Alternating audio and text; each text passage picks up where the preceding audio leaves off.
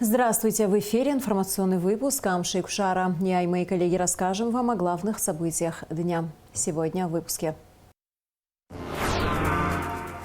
Президент Абхазии Аслан Бжания принял представителей Федерации абхазских культурных центров в Турции. В Министерстве обороны подвели итоги работы за июль. Также были поставлены задачи на август.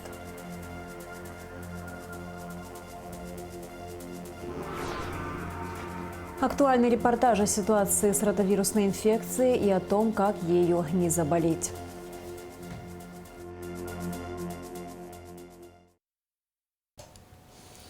Президент Абхазии Аслан Бжания принял представителей Федерации абхазских культурных центров в Турции. В ходе встречи были затронуты темы социально-экономического развития Абхазии и актуальные темы текущей повестки, включая вопрос открытия воздушного сообщения и правового статуса апартаментов. Глава государства подробно разъяснил суть всех вопросов, ознакомив представителей диаспоры с деталями упоминаемых проектов. Представители диаспоры сообщили президенту о транслируемых в среде диаспоры опасениях, связанных с реализацией этих проектов, подчеркнув, что диаспоре периодически навязывается мнение чуть ли не о продаже Родины. Глава Абхазфед Мурат Махария признал, что они не знакомы с пояснительной запиской к законопроекту об апартаментах. Он выразил недоумение тем фактом, что его высказывания часто искажаются, и сообщил, что намерен выступить на телевидении с заявлением о поддержке курса, проводимой президентом Абхазии политики.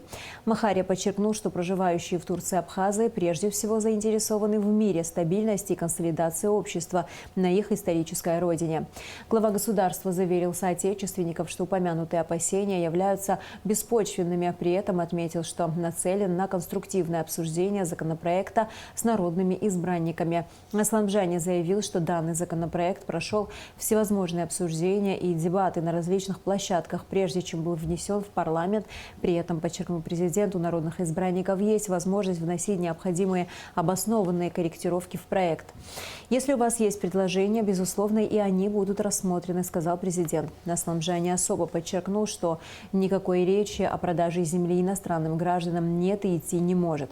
В конце встречи представители диаспоры единогласно заявили, что они всегда поддерживали и будут поддерживать впредь всенародно избранного президента Республики Абхазия. Во встрече участвовали вице-президент Бадра Гунба, полномочный представитель Республики Абхазия в Турции Ибрагим Авизба, председатель Федерации абхазских культурных центров Турции Мурат Махария, глава Совета старейшин абхазской диаспоры в Турции Имид Атыйба и Умид Ашуба. В Министерстве обороны подвели итоги работы за июль. Также были поставлены задачи на август. За прошедшие 30 дней военнослужащие не допустили снижения уровня боевой мобилизационной подготовки, своевременно и качественно выполнили все задания и начали подготовку к Параду Победы. Указом президента Аслана Бжания Вадим Куртава назначен начальником аппарата министра обороны. Приказом министра обороны Беслан Мушба назначен начальником управления по боевой и морально-психологической подготовке. В Минобороны также проводились сборы со снайперами воинских частей, отдельных подразделений и представителей других силовых структур, в результате которых военнослужащие получили большой опыт. По итогам было проведено соревнование. Ряд военнослужащих и офицеров наградили грамотами, а победители получили переходящий кубок. В первую очередь мы провели мобилизационную неделю, где главная задача ставилась – это изучение приписки, предназначения и качества командного состава в звене взвод, рота, батальон. С этой задачей все наши командиры соединений частей справились и справились достаточно успешно. Мы имеем сейчас реальную картину, в каком состоянии находится наш командный состав, их уровень подготовки и способностью выполнять задачи по предназначению. Не менее важная задача была – это изучение боевых задач воинских частей, подразделений в районах боевого предназначения. В этом плане мы провели несколько оперативных полевых поездок на местности, рассмотрели эти задачи, определили способы их решения. Планомерно решаются задачи по оперативному оборудованию территории.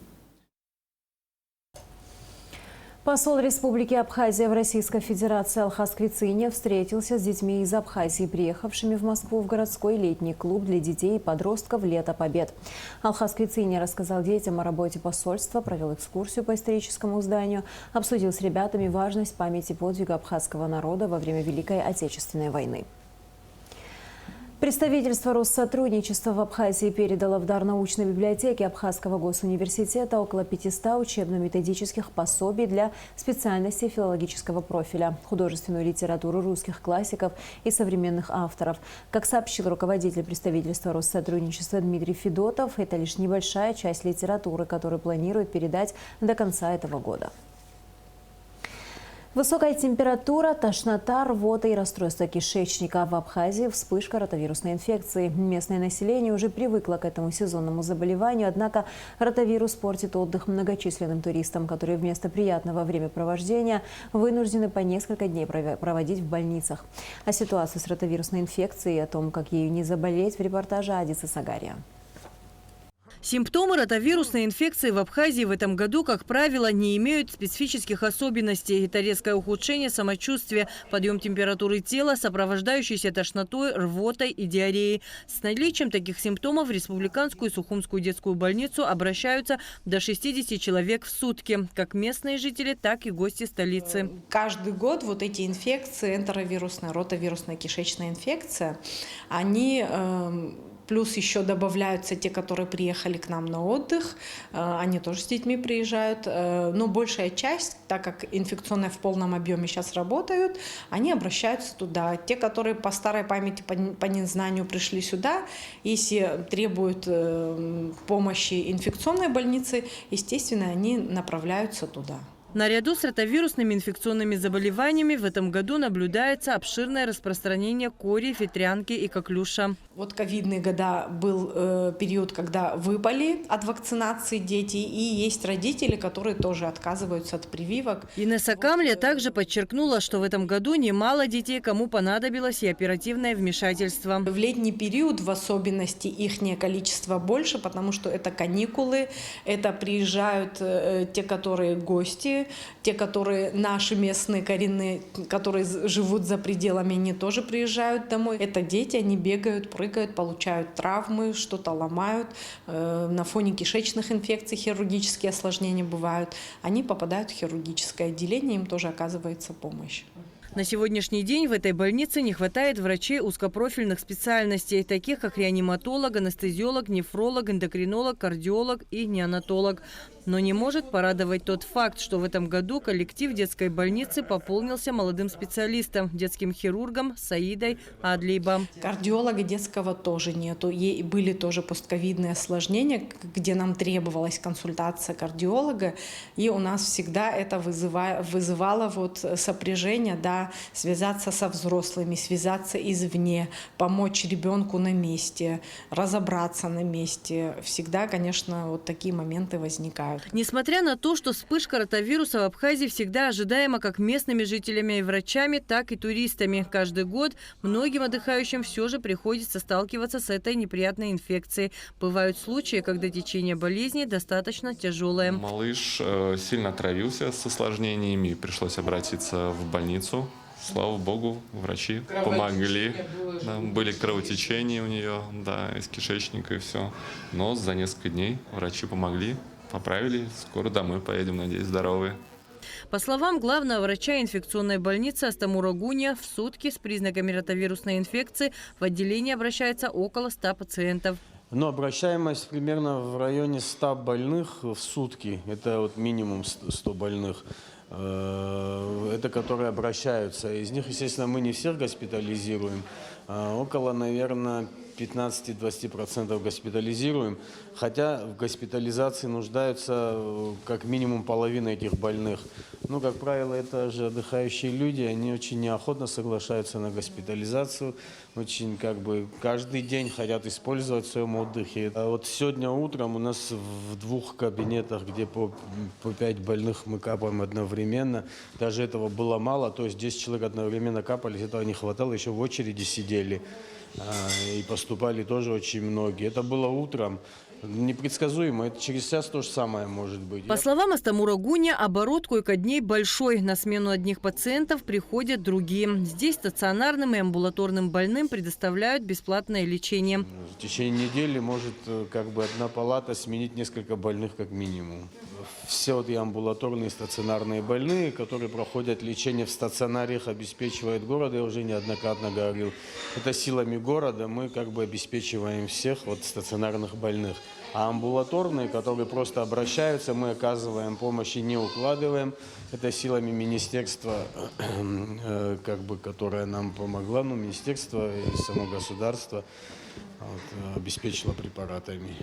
Гости и жители столицы не устают благодарить докторов и медсестер этого отделения за своевременно оказанную медицинскую помощь. Да, у ребенка была рвота, высокая температура.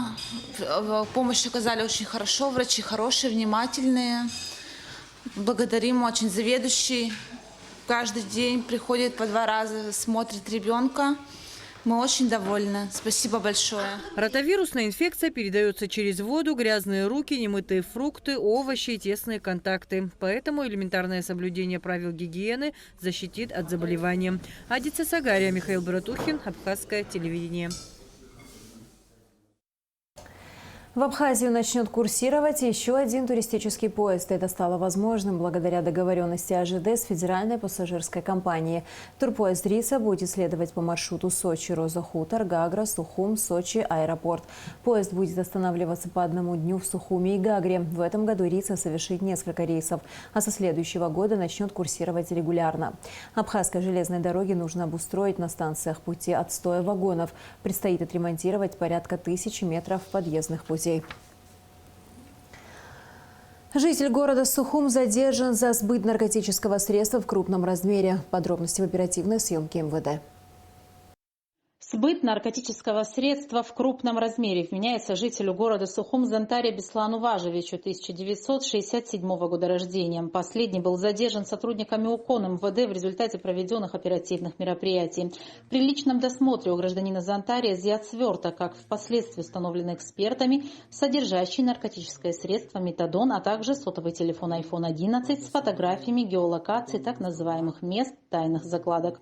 В ходе дальнейших оперативно-розыскных мероприятий с участием самого задержанного по улице Татарская в городе Сухум под железным контейнером был обнаружен и изъят сверток с наркотическим средством метадон, что установлено в результате исследований в экспертно-криминалистическом центре Министерства внутренних дел.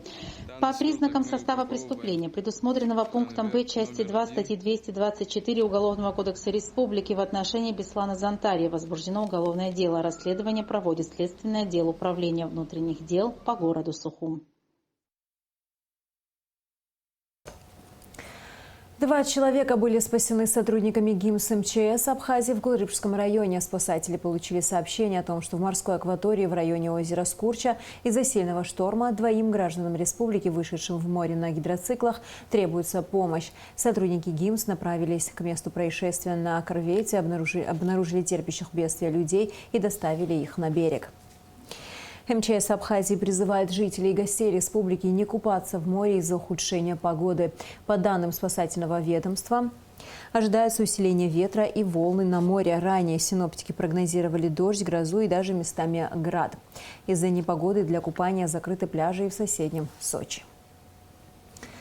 Несколько районов Сухума 29 июля останутся без воды. Как сообщает столичный водоканал, с полуночи до 12 часов ночи подача воды будет прекращена на новом районе, старом поселке, улице Эшба, в районе Колоса, вокзала, Виема, рынка, а также в центральной и нагорной частях Сухума.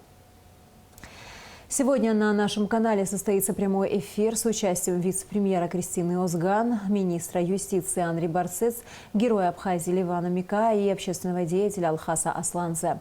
Гости студии обсудят тему апартаментов. Прямой эфир начнется сразу после новостей. А сейчас о погоде.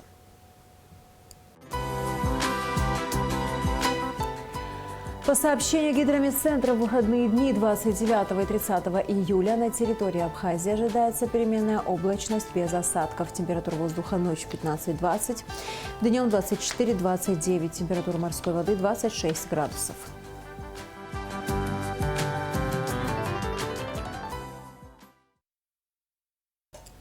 На этом наш выпуск завершен. До скорых встреч в эфире.